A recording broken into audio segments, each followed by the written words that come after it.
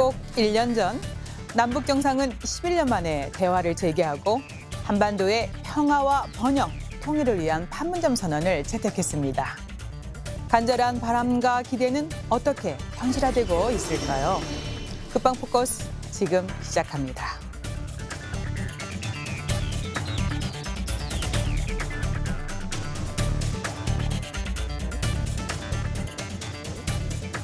김정은 위원장이 사상 최초로 군사분계선을 넘어오는 순간 이 판문점은 분단의 상징이 아니라 평화의 상징입니다. 지난해 봄 남북 정상은 한반도 평화시대 개막을 선포했습니다.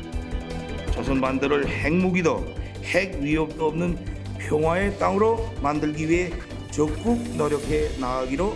가을로 이어진 평화 무드는 군사적 긴장 완화와 신뢰 구축 합의로 이어졌고 합의 이행의 속도가 붙으며 경색됐던 남북 관계가 풀리기 시작했습니다. 하지만 올 들어 주춤해진 북한. 추동력 확보 방안은 무엇일까요? 지금부터 논의해 보겠습니다. 시청자 여러분, 안녕하십니까? 윤지연입니다. 지금부터 판문점 선언 1주년을 맞아 주요 성과와 과제를 논의해 보겠습니다. 함께 분들 소개해 드리죠. 하정열 한국안보통일연구원 원장 나오셨습니다. 네, 안녕하세요. 문성묵 한국국가전략연구원 통일전략센터장 나오셨습니다. 네, 안녕하십니까? 이호령 한국국방연구원 북한군사연구실 연구위원 나오셨습니다. 네, 안녕하세요. 박은주 고려대학교 공공정책연구소 연구교수 나오셨습니다. 안녕하십니까? 2018년 4월 27일 전 세계인의 이목이 한반도로 향했었는데요. 문재인 대통령과 김정은 위원장의 역사적인 만남과 상황, 의의 등을 재조명해 보겠습니다. 네, 원장님. 참 숨가쁜 1년이었죠. 네. 네. 그 당시 상황을 먼저 좀 짚어보면 2017년 북한이 엄청난 핵실험, 미사일 발사 이런 걸 했어요. 네. 그리고 이제 2018년 들어와서 이제 김정은 신년사를 발표하면서 이제 핵 경제 병진 노선 중에서 경제에 이제 방점을 찍었었죠. 네. 그러고 나서 이제 우리 평창 동계올림픽에 이제 사절단을 보내고 같이 또 팀을 편성하고 하면서 한반도의 전쟁 분위기가 어떻든 평화와 협력의 분위기로 전환이 됐다. 이게 가장 중요한 상황 변화가 아닌가 이렇게 이제 보고요. 네. 두 번째는 북한이 그동안 핵실험, 미사일 실험을 하면서 우리를 굉장히 위협했었는데 네. 그럼 위협 분위기가 좀 줄어들었다 이렇게 이제 볼 수 있고요. 이제 의의를 보면은 저는 이제 한 6가지로 짤막짤막하게 좀 정리를 하고 싶은데 네. 첫 번째가 이제 조금 전에 말씀드렸다시피 이제 전쟁 분위기가 평화 분위기로 전환된 게 있고 이제 두 번째는 이제 갈등과 대립의 양국 관계가 정립이 돼 있었는데 그게 이제 화해와 협력의 관계로 전진이 됐다 이렇게 볼 수 있고요. 그다음에 이제 군사적인 위협을 계속 가해 왔었는데 그 위협의 강도가 지금 약화됐다 이렇게 네. 이제 우선 볼 수 있고 네 번째는 이제 그게 정상회담으로 연결이 됐잖아요. 네. 그래서 이제 정상회담과 9.19 선언으로 연결되는 그 평화의 어떤 조건이 성립이 되는 그런 과정이 됐다 이렇게 이제 볼 수 있고 마지막으로 우리가 이야기를 한다면은 이게 바로 미북 정상회담으로 연결되는 그런 고리의 역할을 했다 이렇게 말씀을 드리고 싶습니다. 예, 경색된 남북 관계가 11년 만에 대화를 이어졌고 그것이 지금 올해까지 지금 연결되고 있습니다. 대화의 모멘텀이 지속되고 있기 때문에 판문점 선언의 의의는 또 소중하지 않을까 싶은데요. 센터장님, 이렇게 남북 정상의 만남, 대화, 성과는 판문점 선언의 채택으로 이어졌습니다. 네. 그래서 이번에는 판문점 선언 그 자체의 의의와 그리고 주요 내용을 좀 짚어주세요. 네. 말씀하신 대로 한반도 평화, 번영, 통일로 가기 위한 구체적인 방안들이 판문점 선언에 담겨져 있다고 봐야 되겠죠. 판문점 선언은 크게 3개 분야로 구성이 돼 있고 13개 조항으로 돼 있어요. 네. 저는 사실 남북 정상 자문단 위원으로 그때 당시에 대통령을 뵙고 자문도 해드리고 그랬던 기억이 그러셨군요. 나는데 네. 이제 그런 생각을 했어요. 그때 당시에 청와대는 이 남북 정상회담이라고 하는 것이 북한의 핵 문제를 해결하는 중요한 단초가 돼야 된다라는 생각을 했고 비핵화 문제가 가장 중요한 의제다라는 얘기를 했었어요. 네. 사실 그동안 북한은 핵 문제와 관련해서는 남측은 당사자가 아니다. 이 문제는 미국과 해결할 사안이다. 라는 입장을 취해왔기 때문에 그동안 남북 회담에서 이 문제가 사실 주요 의제로 다루질 못했던 그런 역사가 있는데 예. 이번 4.27 판문점 선언에는 그게 들어갔단 말이죠. 네. 그러니까 말씀드린 대로 13개 조항 중에 완전한 비핵화라고 하는 공동 목표를 남북 정상이 합의를 하고 네. 또 전 국민 앞에서 핵 없는 한반도, 전쟁 없는 한반도를 공언했다, 약속했다고 하는 것이 굉장히 중요한 의미가 있는데 13개 조항의 첫 번째 분야는 남북관계 개선입니다. 남북관계 개선에서 제가 주목되는 부분은 그 남북관계 개선이라고 하는 그 내용 속에 남북 간에 그동안 합의한 것들이 있잖아요. 70년대 7.4 성명, 90년대 기본합의서, 6.15 선언, 14선언. 일련의 남북 합의들을 재확인하고 그걸 이행해 나간다고 하는 네. 것을 선언을 했고요. 그다음에 이제 특이한 부분은 개성의 남북 공동 연락사무소를 만들어서 수시로 소통할 수 있는 그런 장치를 마련하기로 합의했다는 네. 거. 두 번째 분야는 군사적 긴장 완화와 관련된 문제예요. 적대 행위를 중단하고 미무장지대를 평화지대로 만들고 서해를 평화수역으로 만들고 남북 간에 진행되고 있는 남북 간의 교류 협력을 군사적으로 지원 보장하는 네. 그 내용이 이제 두 번째 분야거든요.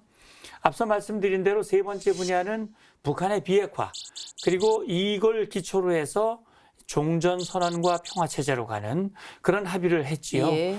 자, 전반적인 내용을 한마디로 요약을 해서 의의를 말씀을 드린다면 결국 정상회담, 남북 간에 소통할 수 있는 제도적 장치를 마련하고 결국 4.27 회담은 5.26 원포인트 회담이지만 5.26 회담, 9월에 있는 평양 회담 이렇게 세 차례의 정상회담으로 연결이 됐고 분야별 많은 회담들이 그 뒤에 이어졌거든요. 네.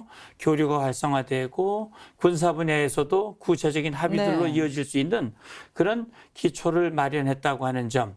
앞서 원장님께서도 말씀하셨습니다만 이 4.27 판문점 선언은 이후 6.12 싱가포르 선언을 이끌어내는 마중물의 역할도 했다라고 하는 점. 네. 이런 부분도 우리가 주목해야 할 부분이라고 생각합니다. 네, 지금 센터장님께서 4.27 판문점 선언 채택 그리고 주요 내용과 의의를 잘 요약해 주셨는데요.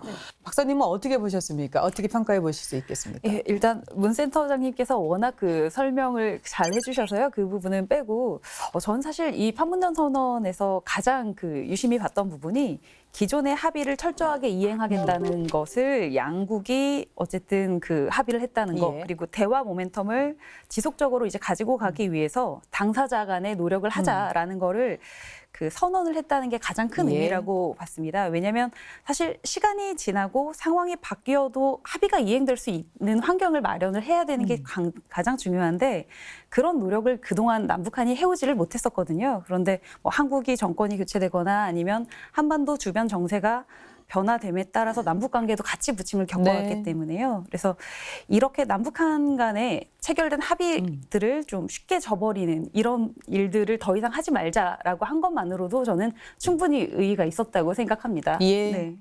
합의 이행 정말 굉장히 중요한 과제로 아직도 남아 있습니다. 4.27 정상회담 이후에 우리 정부는 정상회담 준비위원회를 판문점 선언 이행 추진위원회 체제로 개편을 하고요. 분야별 실행계획 수립과 또 실행에 착수를 했습니다. 먼저 추진 현황과 의의를 짚어보겠는데요.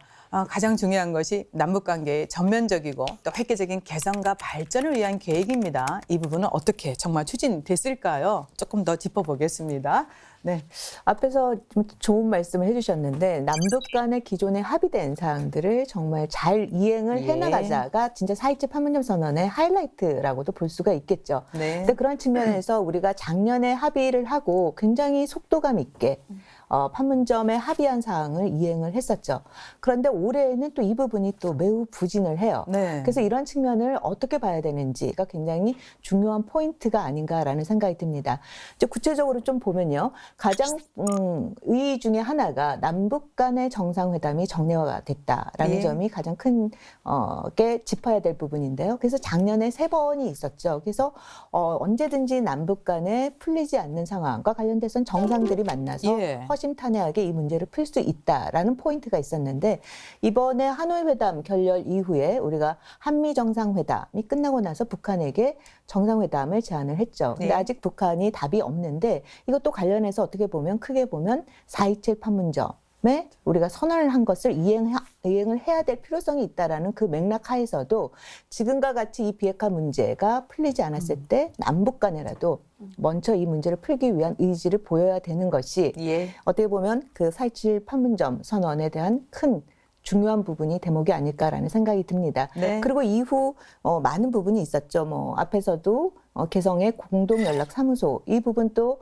빨리 설치가 됐고 굉장히 남북 간에 잘 이행되는 듯해 보였으나 하노이 회담 결렬 이후에 또 일부가 철수하는 그런 모습을 네. 보였죠. 그러고 나서 또 자연스럽게 들어와서 정상화되는 이런 모습을 보여줬는데 이것도 역시 굉장히 안정적으로 가야 될 필요가 있다라는 부분이 북한한테 좀 우리가 제기할 필요가 있고요. 예. 그 이외에도 남북 간의 교류 협력을 위해서 뭐 스포츠단이 단일팀으로 형성이 됐었고 또 작년에 아시아 게임에도 같이 참여를 했었는데 이런 부분에 대해서도 우리가 지속적으로 노력을 할 필요가 있다라고 봅니다. 무엇보다 중요한 건 4.27 판문점 선언에 기초한 그 남북 군사 합의서가 작년 9월 19일 날 채택이 되지 않았습니까?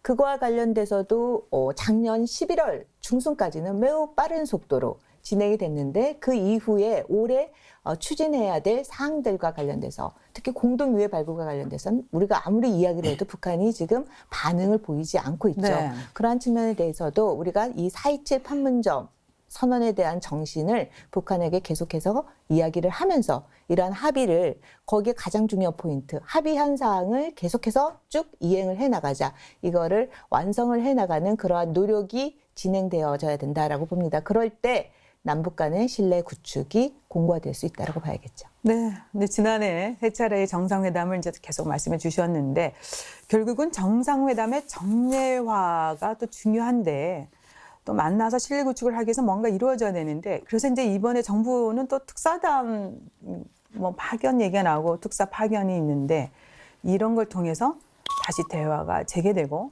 정상회담의 정례화가 가능해질까요? 어떻게 보십니까? 네. 결론적으로 보면은 되리라고 이렇게 생각을 합니다. 네. 이제 그 판단의 근거는 이제 첫 번째 우선 북한이 하노이 회담 이후에 지금 내부 정비를 하느라고 네. 그 여러 가지 대외 정책 하는데 지금 상당히 시간적인 제약을 가지고 있었다 이렇게 저는 이제 판단을 하거든요. 근데 이제 최고인민회의 선거도 끝났고 그 다음에 이제 주요한 인사들 지금 정책들 다 지금 이제 교체를 다 했잖아요. 네. 그리고 이제 정책 이제 전환을 할 수 있는 여건은 지금 마련했다 이렇게 이제 보고요. 우리 특사단이 가면 이제 거기에 상대할 수 있는 이제 팀들이 다 구성이 됐기 때문에 네. 특사단을 받을 거라 이렇게 이제 보고요. 이제 두 번째 이제 중요한 것은 북한이 아직도 남북 관계 문제를 잘 풀어야 미국 간의 문제가 풀어진다 하는 그런 생각을 지금도 가지고 있는 것 같다. 그래서 이제 거기에 희망을 좀 갖고 있고요. 네. 세 번째는 이제 트럼프 대통령이 미 대통령이 우리 문재인 대통령한테 일정 부분 지금 위임한 게 있잖아요. 네. 이제 그것을 북한이 지금 알고 있기 때문에 그 중개 역할에 대해서 뭐 오지랖이 없든 어떻든 간에 일정 부분 인정을 하면서 아마 받아들일 거라 이렇게 네. 이제 보고요. 이제 마지막으로 북한을 도울 수 있는 나라는 진정으로 도울 수 있는 나라는 우리 대한민국밖에 없다 하는 것을 북한도 인식하고 있을 것이다. 네. 이렇게 생각을 합니다. 네. 4.11 한미 정상회담 이후에 이제 또 이번에 열리게 되면 4차가 되겠습니다. 남북 정상회담 이제 언제가 될지 많은 그 주목을 받고 있습니다. 조금 더 이제 남북 간의 중요한 사안을 짚어보겠습니다. 센터장님, 남북 철도도로 연결 정말 중요한 사업이고 작년에도 또 많은 부분이 이루어졌는데 지금 어느 정도까지 지금 추진이 되고 있습니까? 예, 이제 철도도로 연결 말씀드리기 전에 앞서 이제 말씀해 주신 그 내용과 관련해서 저도 한 말씀을 좀 드리면 지금 북한이 최고인민회의 김정은 위원장이 이제 시정연설을 통해서 대남, 대미 메시지를 전했는데 미국에 대한 불만 또 한국에 대한 불만을 얘기를 했어요. 그러면서도 이제 특징적인 부분 문재인 대통령이 수석보좌관 회의에서 그런 얘기를 했지요. 김정은 위원장이 평화 프로세스와 관련된 또 대화에 관련된 의지는 확고하다. 네. 그렇기 때문에 북한이 형편이 되면 남북 정상회담을 하자 그런 얘기를 했거든요. 제가 볼 때는 북한이 대화를 받을 겁니다. 그러나 지금 우리를 향한 불만 또 미국을 향한 불만이 있기 때문에 자기가 원하는 조건 그런 상황이 되기를 좀 기다리겠죠. 네. 그래서 우리로서는 거기에 대한 대비를 하면서 이제 준비를 해야 되는데 말씀하신 대로 이제 철도 도로 연결 같은 경우는 작년 4.27 판문점 회담할 때 김정은 위원장이 이 문 대통령이 가을 평양에 오시는 걸로 합의를 했단 말이에요. 네. 네, 우리 철도 도로 사정이 안 좋으니 글로 오지 마시고 하늘길로 오십시오. 네. 네, 그런 얘기를 하면서 철도 도로 사정에 대한 우리 남측의 지원 그런 요구를 했고 그것이 판문점 선언에 합의가 됐습니다. 철도 도로 연결과 현대화. 저는 그렇게 생각을 합니다. 이 철도 도로가 연결이 되고 남과 북이 자유롭게 왕래하고 우리가 서울에서 열차를 타고 자동차를 타고 중국을 거쳐서 또는 러시아를 거쳐서 네. 유럽에 갈 수 있는 그런 날이 온다면 얼마나 좋겠습니까? 예. 작년 8월에 문 대통령도 철도 공동체 이야기를 하셨고요. 그것이 어떻게 보면 통일을 가는 밑거름인데 네. 4.27 판문점 선언 합의대로 그동안에 철도도로 연결을 위한 분과의 회담, 회의체를 구성하고 전문가들이 회의를 하고 그다음에 그걸 본격적으로 이행하기 위한 현지 공동조사들이 다 이루어졌어요. 네. 철도도 이루어지고 도로도 이루어지고 물론 우여곡절이 있었습니다. 유엔사에서 우리가 방문하는 거를 이 승인을 해주지 않아가지고 지연된 그런 네. 일도 있었지만 어쨌든 1년의 조사를 거치고 그다음에 연말에 착공식까지 했거든요. 네. 그런데 문제는 이 철도도로 연결이라고 하는 것이 간단한 일이 아닙니다. 그러니까 결국 유엔 안보리의 제재와 연관되는 예. 부분이거든요. 그러니까 이 철도도로를 현대화하기 위해서 우리의 물자와 우리의 비용과 이런 것들이 북으로 가는 것은 제재에 해당이 예. 되기 때문에 결국 철도도로 현대화가 이루어지려면 북한이 비핵화 결단을 행동으로 보여주고 그것이 제재 완화 해제로 연결이 돼야 본격적으로 이루어진다. 이런 말씀을 드리고 싶습니다. 예, 남북 철도도로 연결 사업을 위해서 경의선, 동해선 나눠서 현장 조사까지 마치고 착공식까지 했습니다. 결국은 이 박사님, 네. 이제 제재 면제 예외 조항하고 이게 연결되어 있지 않습니까? 네네네. 근데 이제 이 부분은 미국을 비롯해서 국제 사회는 그렇게 예외 조항을 두면 대북 제재 최대 압박 효과가 약화될 수 있다라는 겁니다. 이제 이런 우려의 목소리가 있는데 어떻게 생각하시고 네. 그런 우려에도 불구하고 우리 입장에서는 좀 예외 조항을 좀 만들어줘야 또 이런 사업이 진행되지 않느냐 이런 겁니다. 예, 어떻게 해야 될까요? 전 좀 기본적으로 대북 제재 면제 완화, 그다음에 또 대북 제재 완화 이거는 그러니까 예외 조항과 그 면제 부분과 완화 부분을 좀 구분해서 갈 필요가 있다라고 생각이 들어요. 그러니까 대북 제재가 모든 거를 다 제재하는 건 아니지 않습니까? 네. 인도적인 사업이라든지 또 관광이라든지 뭐 이런 거는 또 문화, 교류, 협력 이런 부분은 제재 사항이 아닌 거죠. 근데 문제는 뭐냐면 이런 걸 사업을 추진을 하는 데 있어서 기자재가 들어간다라든지 이중용도 품목에 해당되는 사항이 들어간다라든지 아니면 돈이 이제 벌크 캐시에 대한 개념 정의가 또 제대로 되어 있지 않아요. 네. 이 벌크 캐시가 개념이 뭐 어디까지가 벌크 캐시인지에 대한 그것도 명확하지 않기 때문에 이게 관광이 뭐 한 사람씩 들어갈 때 그때 비용의 문제와 이게 뭐 덩어리로 들어갔을 때의 개념과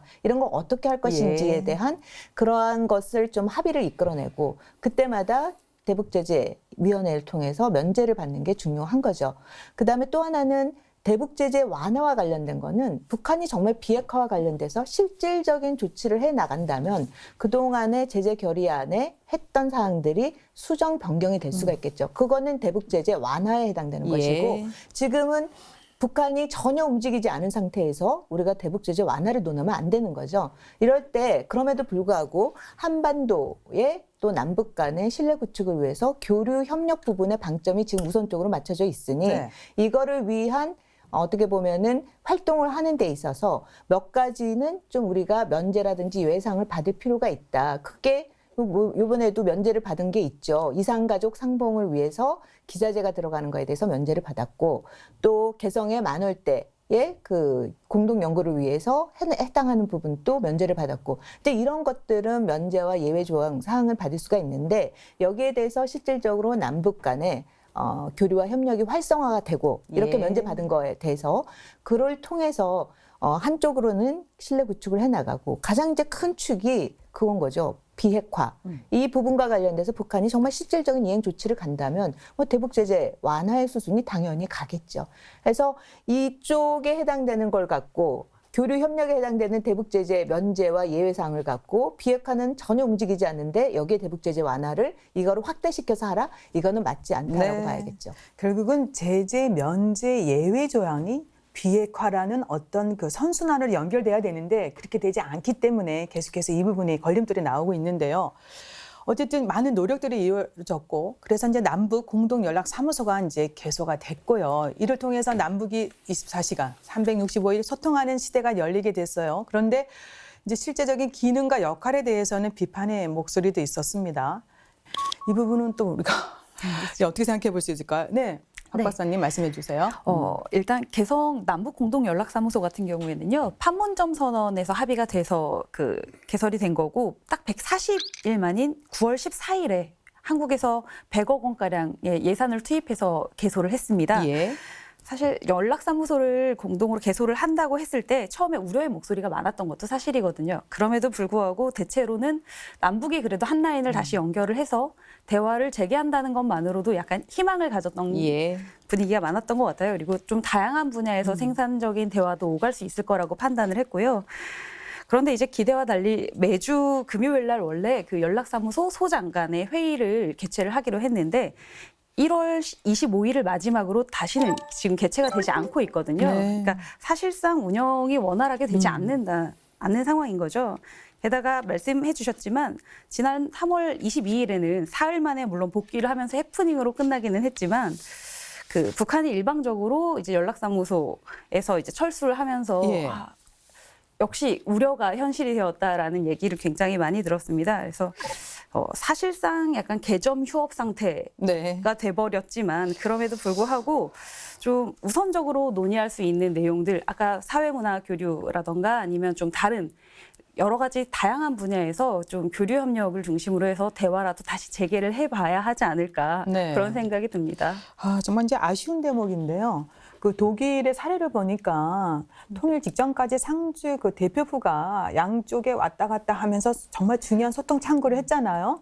그래서 이제 이렇게 어렵게 만들어진 남북 이런 공동 연락 사무소가 뭐 제대로 역할을 할 수 있다면 얼마나 좋을까 하는 그런 바람 다시 한번 가져보고요. 어떻게 하면 되겠습니까? 효율적 운영에 대해서 좀 아이디어 좀 주십시오. 우선 이제 그 독일의 상주 대표부 이제 그 문제를 우리가 좀 정확히 좀 짚어야 될 것 같은데 그게 이제 1950년대, 60년대는 독일의 아데나워 정권이 있었어요. 이제 보수의 정권이었었는데 이때 이제 할슈타인 원칙이라고 그래서 동독화 관계를 맺는 어떤 나라들, 동독을 인정하는 나라들하고는 서독이 거래나 대사관 관계를 맺지 않겠다. 이렇게 해서 이제 동독을 고립시키는 작전을 했거든요.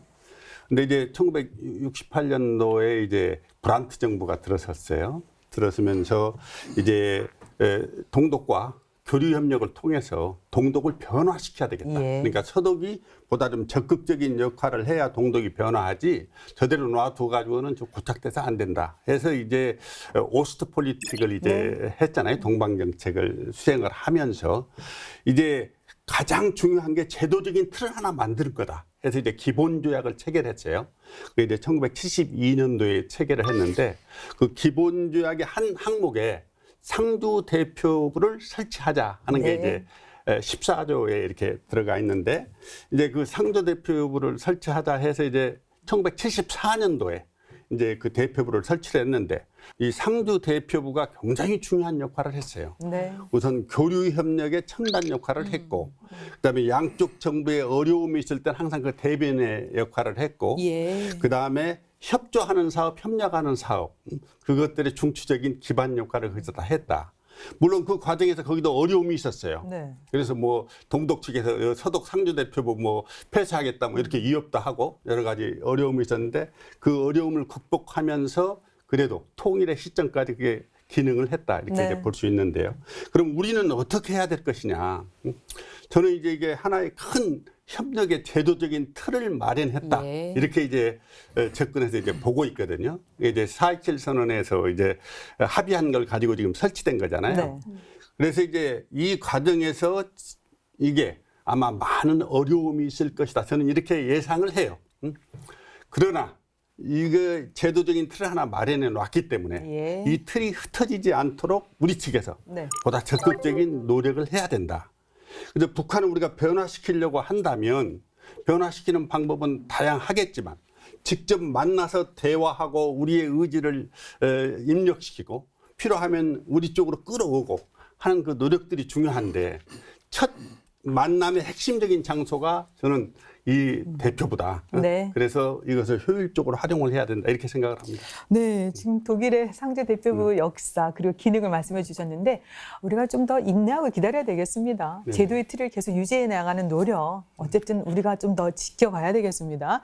그래서요, 이제 계속해서 판문점 선언 등의 군사적 긴장 완화 및 전쟁 위험 해소 합의 사항은 어떻게 추진되고 있는지 좀 알아보겠습니다.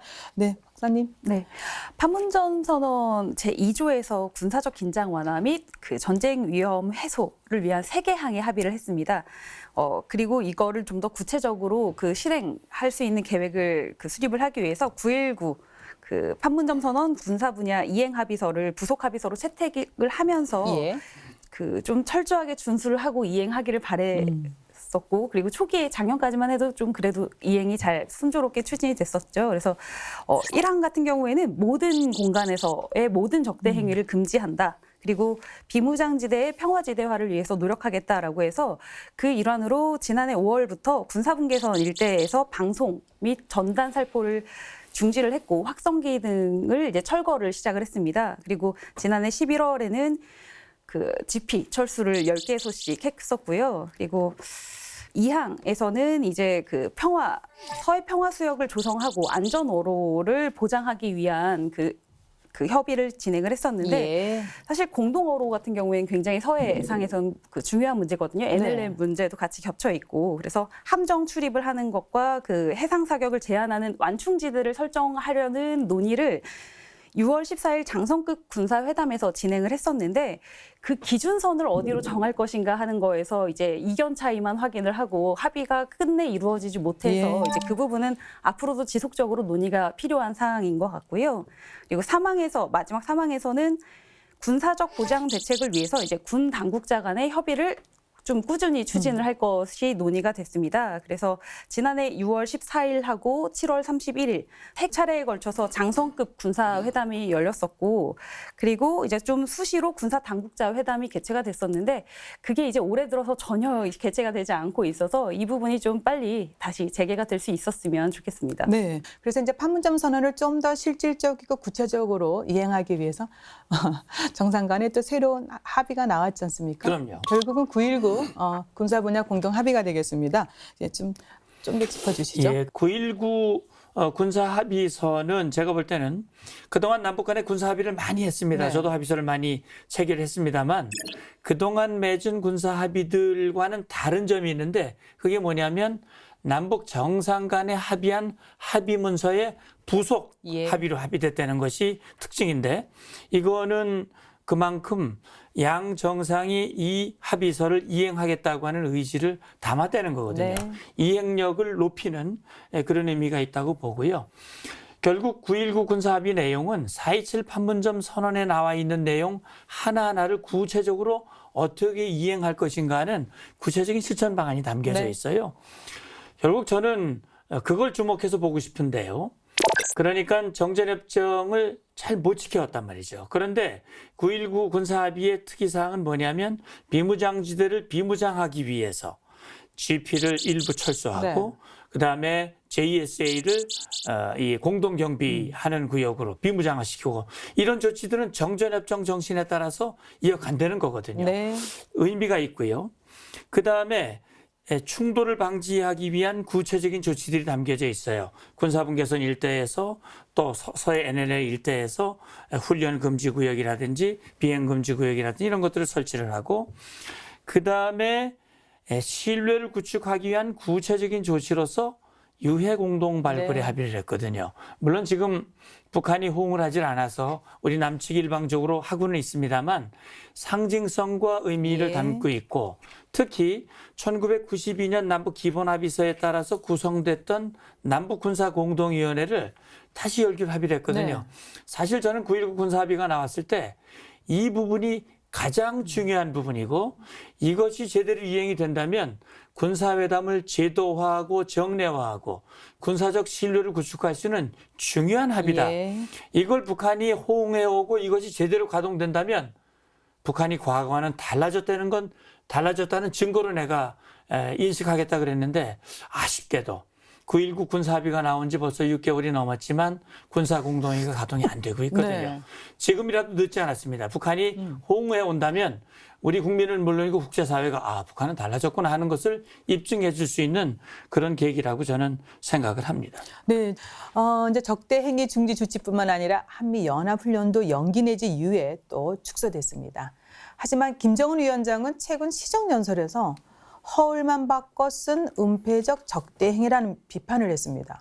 비핵화 협상 견인을 위해서도 필요한 것 같지만 연합방위 태세 약화 우려도 계속해서 우리 내에서도 지속되고 있습니다. 이건 전작권 전환과도 맞물려 있기 때문에 중요한 부분인데 어떻게 이거와 관련해서 남북 간의 입장 차이를 줄여 나가야 될까요? 저는 그 북한의 비난에 대해서 일일이 우리가 반응할 필요는 없다라고 봅니다. 그러니까 우리의 안보와 남북관계 발전 부분이 반드시 상쇄가 될 필요가 없는 거죠. 근데 북한은 바로 지금 그러한 점을 노린 거예요. 한미연합훈련 부분을 어떻게 보면은 비핵화를 하겠다 그러면서 연계를 시키면서 그거를 선행적인 조치로 요구를 해와서 그 부분에 우리가 일정 부분 성의를 보인 거죠. 그럼에도 불구하고 우리가 우리의 방어력 을 강화시키기 위해서 훈련을 하는 부분에 대해서 북한이 일일이 이렇게 반응을 하는 거에 대해서 우리가 반응할 필요는 없는 거죠. 이거는 우리의 안보의 문제인 거죠. 그럼에도 불구하고 남북관계는 충분히 발전할 수 있고 신뢰도 형성을 해 나갈 수 있는 거죠. 이런 부분에 대해서는 우리가 안보에 대한 우리의 입장을 북한에 보다 명확히 이야기를 하고 그다음에 이런 부분에 대해서 남북관계를 발전시키는 데 있어서 상대방에 대한 존중과 배려에 해당되는 부분도 명확히 그 부분은 짚어줄 필요가 있다라고 봅니다. 네.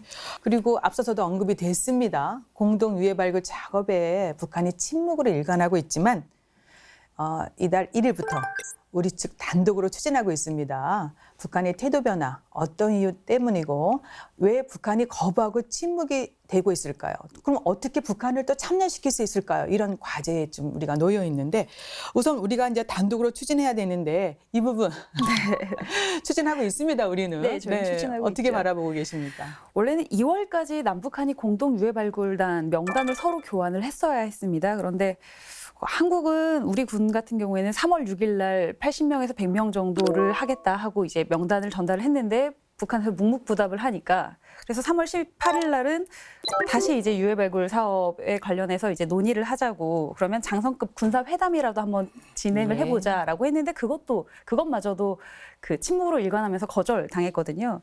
그러니까 지금 북한 같은 경우에는 목리를 지금 부리는 것처럼 침묵으로 시위를 하고 있는 것처럼 그렇게 보이거든요. 그래서 지금 북한이 합의를 체결했을 때의 상황과 그러니까 본인들이 상상했던 현실과 미래와 지금의 현실이 너무나 달라서 지금 북한이 어떻게 해야 될지 그 선택지를 고민하고 있는 중이 아닌가 싶습니다.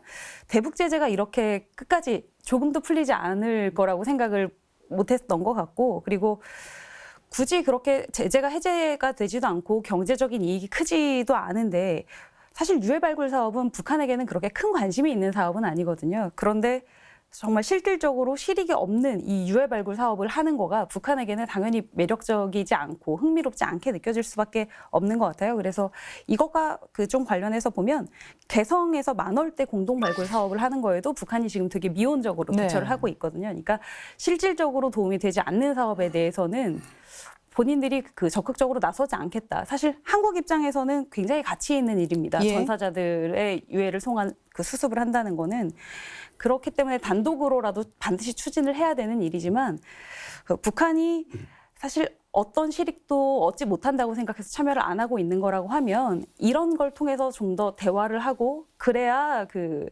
북한이 대북 제재를 해제를 하거나 비핵화를 할 때 조금이나마 북한이 그 좀 너무나 손해 보지 않는 그 선에서 합의를 할 수 있다는 걸 저희가 자꾸 시그널을 줘야 하지 않을까 예. 싶습니다.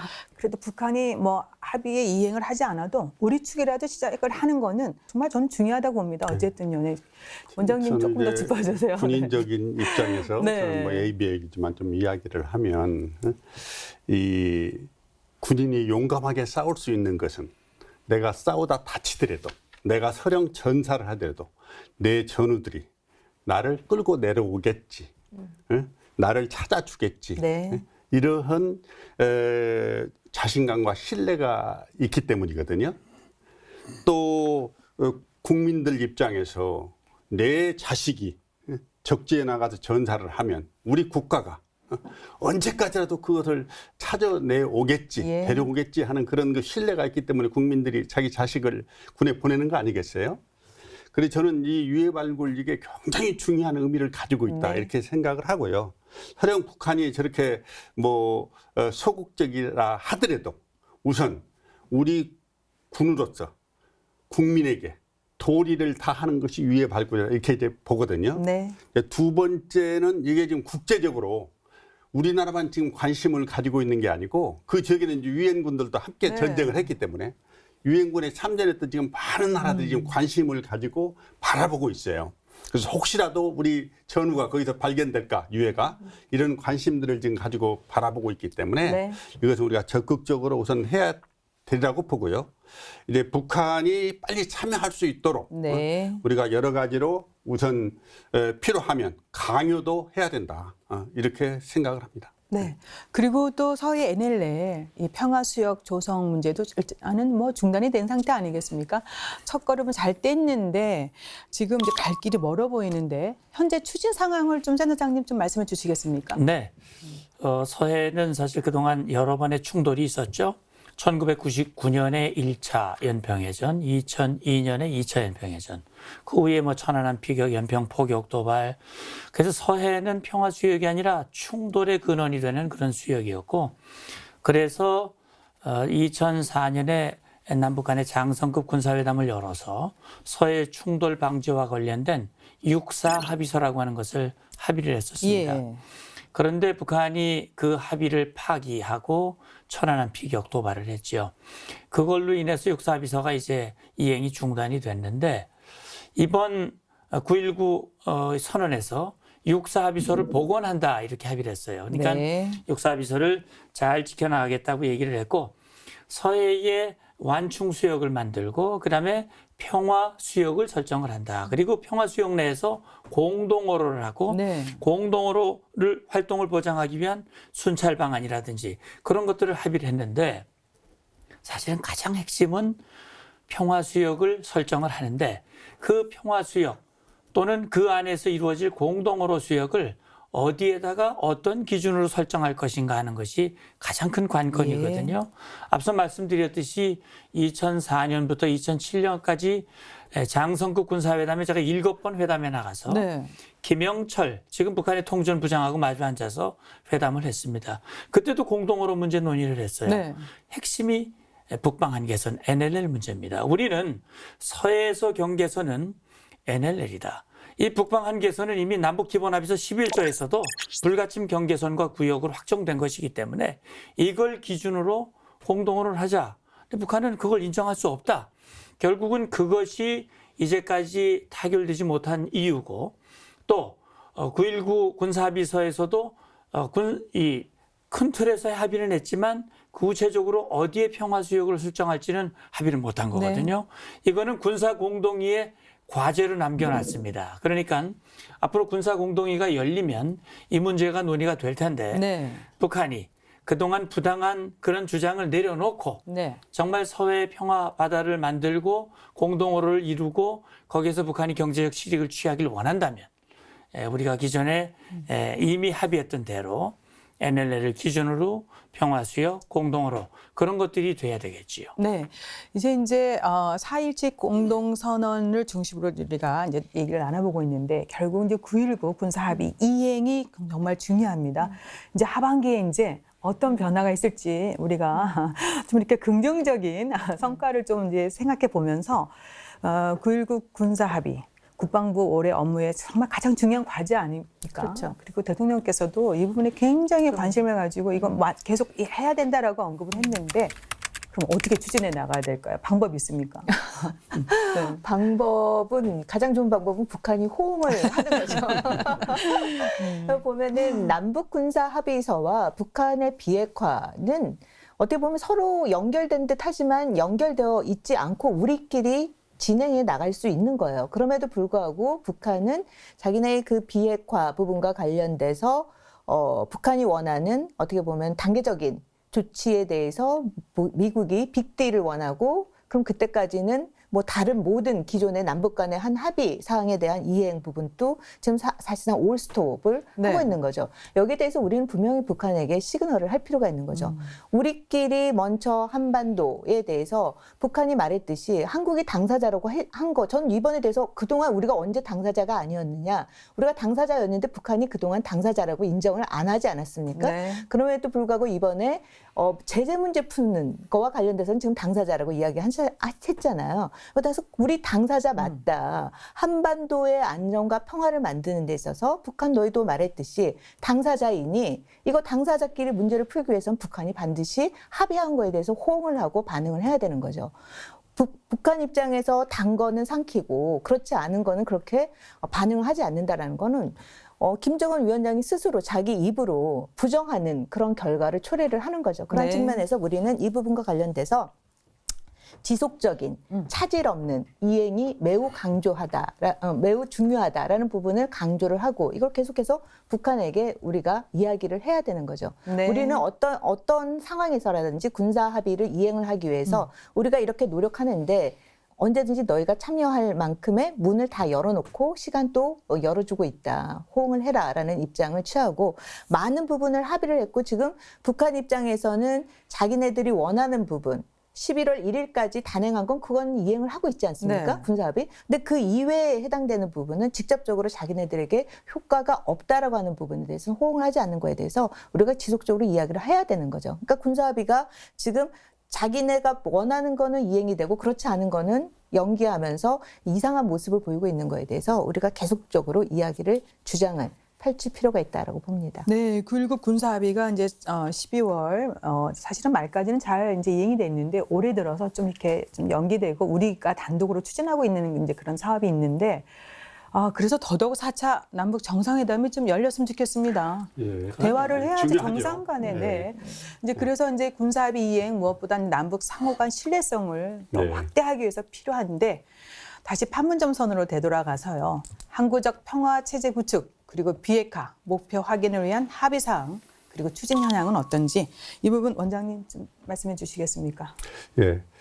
우선 비핵화에 관련돼서 북한이 확실하게 북한 비핵화를 할 의향이 있느냐. 이제 그거에 지금 많은 의구심들이 있잖아요. 네. 많은 전문가들도 그렇지 않을 것이다. 이제 이렇게 이야기를 하는데 우선 이제 그 면에서 북한 입장에서는 한반도 비핵화라는 이야기를 계속 주장하고 있어요. 네. 북한 비핵화가 아니고. 그래서 이제 거기에서 이제 지금 갈등 국면이 있는 거고 또 비핵화하는 방법론에 있어서 북한은 지금 단계적 동시적 해결 방안을 지금 제시하잖아요. 네. 미국은 일괄 타결 방안을 제시하는 거고. 그러니까 북한은 내가 뭘 하나 하면 거기에 따른 보상을 그때그때 해줘라. 그러면 내가 다음 단계로 넘어가겠다. 이제 이런 거고, 미국은 그렇게 할 수 없다. 너희 일괄적으로 전부 다 핵 리스트 다 제공하고 너희 핵 폐기하겠다고 선언 다 하고 완전히 손들고 나오라 이제 이런 입장인데 이 갈등 국면이 언제까지 어디로 갈 것인지 이게 이제 한반도의 핵 문제를 해결하는 하나의 중요한 역할을 할 수 있다고 이렇게 보고요. 이제 우리 문재인 대통령이 이제 9월 달에 작년 9월 달에 평양에 가서 그 이제 북한 국민들한테 국민이라고 표현하면 될 표현인지는 모르겠지만 어떻든 시민들한테 이제 선언을 했잖아요. 한반도의 비핵화를 구현하겠다. 또 김정은 위원장도 또 그런 또 발언을 한 걸로 이제 확인이 되고 있고 또 트럼프 대통령한테 그런 발언을 했고 그게 이제 6.12 선언에 또 담겨 있고 하니까 비핵화를 하겠다는 의지는 있는 것 같다. 우선 이렇게 보고요. 그러면 까지 어떻게 끌고 나올 것이냐. 그게 이제 우리의 전략인데요. 북한을 변화시키지 않으면 거기까지 끌고 나오기가 상당히 쉽지 않다. 저는 이렇게 생각합니다. 그럼 변화시키는 방법을 어떻게 우리가 선택해서 갈 거냐. 채찍만 계속 두드려서 이제 갈 거냐. 혹은 당군과 채찍을 적절히 활용을 할 거냐 하는 건데 저는 두 가지를 적절히 활용하면서 신축적인 전략을 통해서 북한을 변화로 이끌어 나가야 된다 이렇게 보거든요. 그래서 이제 우리가 중간자 역할을 할 때 그럼 우리가 뭘 줄 수 있는 건지 뭘 가지고 때릴 건지 이것을 시간표에 따라서 정확히 정해서 북한의 변화를 촉진해야 된다 이렇게 보고요. 그다음에 이제 주변국이 우리 상황에 이제 함께 동참할 수 있도록 이제 주변국을 우리가 또 변화시켜야 되잖아요. 그래서 우리 국가 이익에 맞도록 평화 통일에 그네들이 적극적인 자세로 전환하도록 이렇게 이제 변화를 시켜야 되는데 그것도 또 쉽지 않아요. 왜냐하면 미국과 중국이 서로 갈등하고 있고 또 북중러 또 미국, 우리나라, 일본 이렇게 또 대립구도가 형성될 가능성도 있고 그래서 우리는 어떻든 그 중국과 러시아가 우리 편을 들 수 있도록 여러 가지의 유인책을 쓰면서 외교 정책을 효율적으로 해야 된다. 그리고 한미동맹의 틀을 튼튼하게 유지해야 된다. 이렇게 생각을 합니다. 또 작년에 중요한 이슈 중에 하나가 종전선언 내용이었습니다. 사실 올해 되면 참 좋은데요. 올해는 어떤 추진 목표가 필요할까요? 종전선언이라고 하는 것은 평화협정으로 가기 위한 중간 단계 조치라고 볼 수 있어요. 그러니까 법적 구속력은 없지만 상징성을 담고 있다. 그래서 전쟁이 끝났다라고 선언하는 것인데 이것을 놓고 서로 입장 차이가 좀 있단 말이죠. 그래서 이것이 지금 이루어지지 않고 있는데 결국 그 관건은 우리 하 원장님 말씀해 주셨듯이 비핵화가 어떻게 진전이 되느냐. 그러니까 6.12 성명에 미북 관계 개선, 평화체제, 비핵화, 유해 발굴 네 꼭지로 돼 있는데 결국은 비핵화와 연동돼서 미북 관계 평화협정 안에 종전선이 들어가 있단 말이죠. 결국은 비핵화가 이루어져야 나머지가 같이 갈 수 있다라고 하는 점. 그런 점에서 봤을 때 우리 정부로서는 어쨌든 비핵화를 추동하기 위한 그런 노력을 계속 해야 되고 만약에 종전선언으로 가게 된다면 그 종전선언이 이를테면 한미동맹이라든지 우리 안보 이 태세라든지 이런 쪽에 부정적인 영향으로 미쳐지지 않도록 왜냐하면 북한이 그럴 소지가 있거든요. 전쟁이 끝났는데 무슨 주한미군이 있느냐 전쟁이 끝났는데 무슨 전략사산이고 뭐 이런 게 있느냐라고 해서 그런 그 빌미를 주지 않기 위한 그런 대비도 우리는 좀 해야 된다고 봅니다. 그래서 이제 계속해서 3자 4장 회담 성사 여부 얘기도 나오고 있지 않습니까? 이건 어떻게 바라볼 수 있을까요? 그래서 어쨌든 지금 만약에 북한이 문 대통령 말씀하신 대로 형편이 되는 대로 정상회담을 하자. 그러니까 김정은 위원장이 형편을 빨리 만들어서 이 정상회담이 빨리 이루어질 수 있다면 그렇게 해서 비핵화와 관련해서 미북한 협상이 재개가 되고 지금 우리 대통령이 지난번 4월 11일 워싱턴에서 트럼프 대통령과 만나서 트럼프 대통령의 방한을 요청했단 말이죠. 대략 지금 시기가 대략 6월쯤 되지 않겠나라는 것인데 그렇게 된다면 그 안에 비핵화의 진전이 있게 된다면 그러면 자연스럽게 트럼프 대통령이 방한했을 때 그럴 때 남북, 미 함께 만날 수 있는 그런 여건도 될 수 있는데 역시 이제 키는 북한이 쥐고 있습니다. 네. 과거에 평화체제 전환을 위해서 제네바에서 사자회담을 한 적이 있어요. 네. 저도 그 회담의 대표단에 참여를 해서 그때 당시에 평화체제 전환, 긴장 완화를 위한 분과회를 만들고 거기서 구체적인 운영 방안들도 나왔지만 결국은 이행이 되지 못했거든요. 이번에 이것이 가시화된다면 그것이 이 땅에 공고한 평화체제로 가기 위한 네. 틀은 만들 수 있다는 생각을 합니다. 네.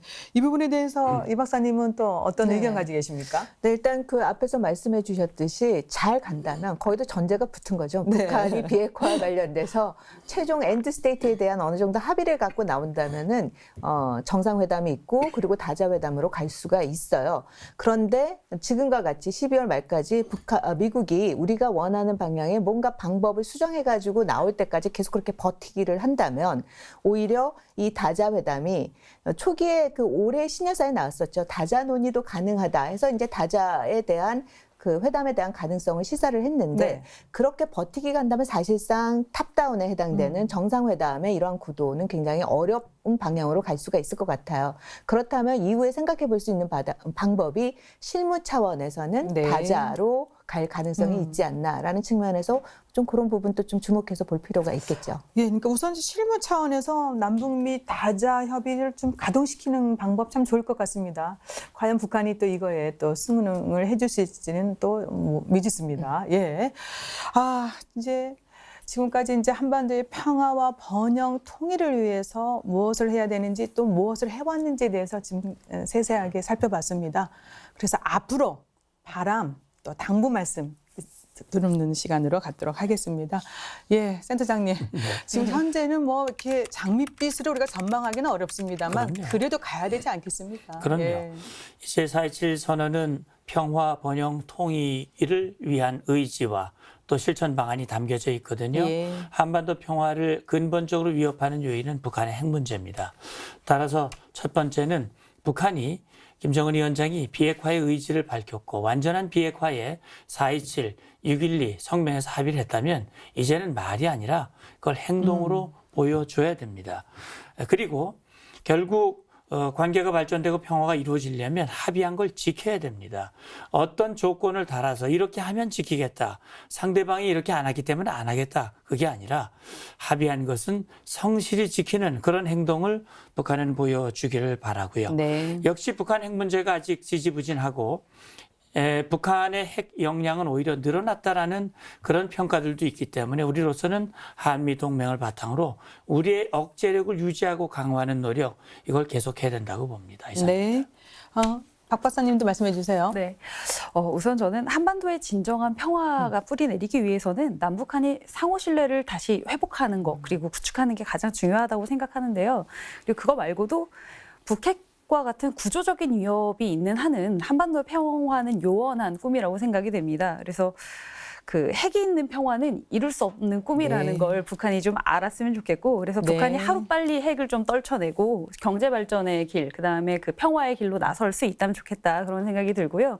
그리고 우리 정부는 그 3자회담, 4자회담 앞에서 말씀하셨는데 그 한미 동맹을 강화하는 것도 중요하고 그리고 하고 뭐 미국 그리고 북한이 같이 3자회담을 하는 것도 좋겠지만 그 전에 지금 북한이 러시아나 중국이나 이렇게 그 발빠르게 만나고 다니니까 우리는 그러면 일본, 미국하고 3자회담도 개최를 하고 우리도 이제 러시아, 중국 뭐 주변 국가들을 만나면서 좀 설득하고 우리의 입장을 충분히 알렸으면 좋겠습니다. 네. 자, 북한의 비핵화를 견인하기 위한 것이 정말 쉽지가 않습니다. 이미 알고 있었지만 좀 중단된 상태지만 또 조금 더 갈 수 있는 어떤 견인책 없을까요? 저 앞에서 두 분이 다 좋은 말씀을 네. 해주신 것 같아요. 이제 지금까지의 어떤 노력이 보면 한반도의 이 비핵화와 또 평화 번영을 위해서 굉장히 우리 한반도 외 북한 대북 정책의 모든 게 초점이 맞춰져 있는데 그러다 보니까 우리가 주변국 간의 관계라든지 또 국제사회와의 그 외교 관계라든지 또 유엔과의 외교 문제라든지 이런 거가 조금 상대적으로 좀 소홀해지지 않았나라는 네. 생각이 듭니다. 그래서 이런 문제를 좀 포괄적으로 다룰 수 있는 그런 외교적인 역량 확대가 필요하고요. 네. 또 앞에서 말씀하셨듯이 우리 안보 굉장히 중요한 거죠. 거기에 앞에서도 말씀드렸듯이 남북관계 발전, 한반도의 평화와 안정 이거와 우리의 안보가 상쇄관계가 아니라는 겁니다. 예. 그래서 안보 부분을 튼튼히 계속해서 가져가고 그거에 기초해서 남북관계는 한층 더 발전할 수 있다라는 그런 점을 명확히 할 필요가 있고요. 여기서 가장 중요한 포인트는 북한에게 명확한 메시지를 보내야 된다라고 네. 봅니다. 이때까지 북한이 보여왔던 행동에 대해서 우리가 계속 의구심을 가졌던 것이 북한이 계속 대화 그리고 나서는 도발, 위기의 국면을 계속해서 순환해 오지 않았습니까? 그래서 지난 10년간의 이러한 악순환의 고리가 2018년 4월에 판문점 선언으로 이제 이게 종식이 되고 네. 북한은 정말 새로운 길을 걷는구나 했는데 지금 2019년에 또 와서 또 북한이 그러한 방향으로 다시 되돌아가지 않는가라는 의구심이 있는데 네. 여기에 대한 부분을 남북이 모두 다 그렇지 않고 아니다. 이전으로 돌아가지 않고 앞으로 계속해서 발전해 나갈 수 있다라는 점을 보여주는데 정책을 집중하는 게 필요하다라고 생각이 듭니다. 네, 지금 이제 지적해 주신 부분이 동북아 주변 국가의 또 새로운 또 대북 문제를 해결하기 위해서 증지를 모아야 되고 결국 뭐 국제 공조가 정말 필요한 시점이라고 또 언급을 해주셨는데요. 원장님 정리를 좀 해주세요. 예, 세 분이 다 좋은 말씀하셔서 그게 동의를 하면서 저는 이제 우리 측에서 해야 될 것 좀 두 가지만 이야기를 하겠습니다. 우선 평화는 튼튼한 안보 태세를 바탕으로 해서 유지되는 거거든요. 그러니까 이런 평화를 이야기할 때 우리 전방의 군인들은 총을 다시 한번 다잡고 네. 튼튼한 안보를 유지하려고 노력을 해야 된다. 그리고 내 지역은 내가 확실히 지킨다는 그런 신념을 가지고 여러 가지 역할들을 해주길 바라고요. 네. 두 번째는 이제 이 평화, 번영, 그다음에 통일은 우리 국가의 핵심 이익이에요. 그리고 또 핵심 목표거든요. 그러니까 핵심 이익과 핵심 목표는 국가의 모든 수단과 방법을 통해서 달성할 수 있도록 노력을 해야 된다. 네. 이렇게 말씀을 드리는데 여기에는 뭐 우리 군사적인 방법도 있지만 외교적인 것, 우리 경제적인 수단 여러 가지 역량들이 있잖아요. 그러니까 네. 북한보다 앞서 있는 그런 역량들을 100% 발휘할 수 있도록 노력을 해야 된다. 이렇게 생각을 합니다. 네. 오늘 4.17 판문점 선언 1주년을 맞아서 그동안 남북관계 어디까지 왔는지 현황 그리고 앞으로 우리의 바람을 담아서 과제도 짚어봤습니다. 저는 이렇게 생각을 해봤어요. 지금 우리가 조금은 이렇게 남북 간의 그 군사 분야 합의라든가 이런 이행 부분에 좀 어려움은 있는데 요게 좀 재충전 시기로 하고 이제 5월부터는 다시 또 남북 관계가 활성화될 수 있었으면 하는 그런 마음으로 마무리를 해보고 싶습니다.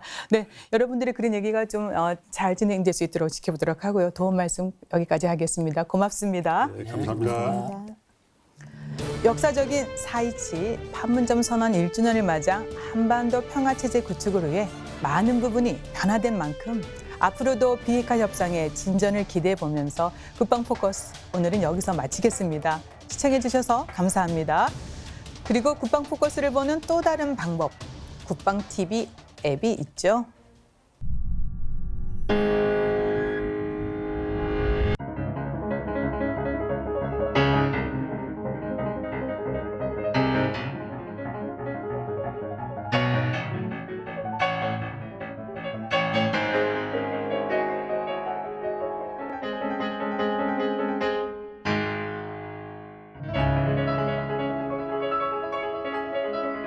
플레이온 국방 포커스, 플레이온 국방 TV.